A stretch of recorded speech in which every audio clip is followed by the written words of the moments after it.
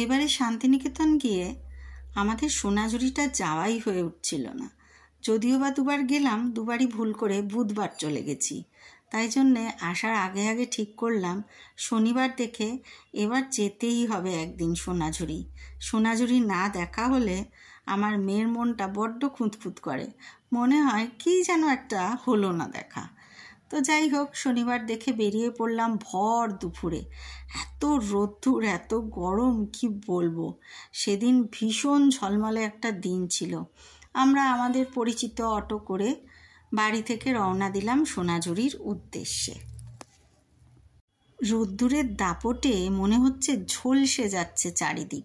আবার ওদিকে আকাশটা কিন্তু সেই শরতের নীল সাদা মেঘের মেলা।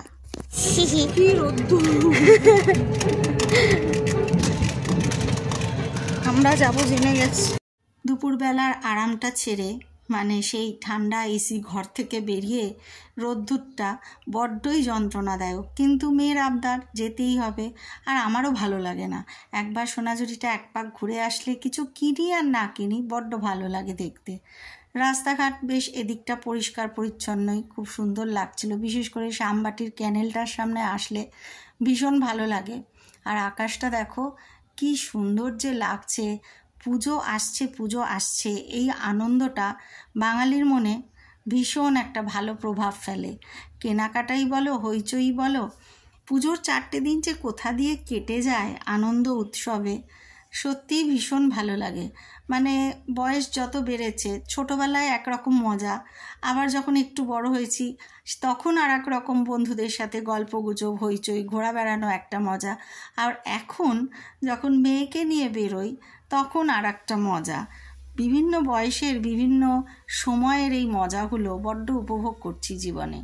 এসে গেছে সোনাঝুরির হাট। সোনাঝুরির হাট এখন অনেক আগে থেকে বসে। মানে আমার মেয়ে তো ভুলই করে ফেলছিল যে এইটা সোনাঝুরির হাট, এটা এত অল্প কেন বসেছে, এত ছোট মনে হচ্ছে কেন। কিন্তু এটা সোনাঝুরির হাট নয়। সোনাঝুরির হাটের আগে কিছুটা জায়গা, সেখানটাও এখন ভরে গেছে এদের পসরায়। এরপর একটা ছোট্ট ব্রিজ পেরোতে হয়, তারপরে শুরু হয় যেই সোনাঝুরির হাটটা শনিবার করে মানুষ দেখতে যায়, ভিড় করে, সেই আসল হাটটা। আর এর চারপাশে তো হোটেল রেস্টুরেন্টে এখন ছেয়েই গেছে। সবাই জানো কি কি হোটেল এখানে আছে, কি কি রেস্টুরেন্ট এখানে আছে। থাকবার জায়গার কোনো অসুবিধে নেই।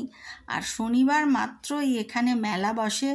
এত বড় সেই মেলা যে ঠিকমতো হেঁটে পুরোটা দেখতে গেলে হাতে বেশ 3-4 ঘন্টা সময় লাগে।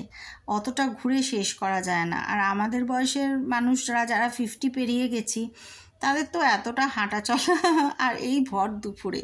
দেখতে থাকো, আসছে আরও পর্ব।